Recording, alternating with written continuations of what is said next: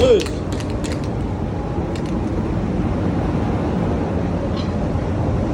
Ui. Chính thức em hết được nhá. Còn nữa em sẽ có. Con này bán luôn rồi. Ui. Đang vệ sinh còn ít lái nữa thôi các bạn nhé. Hôm qua xuất được 135 con. Lái về cũng về Nghệ An luôn.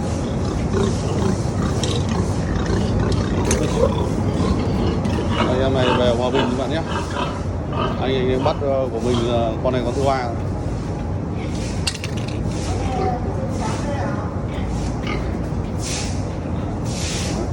Hôm qua con nếp. Đây, người mình rời.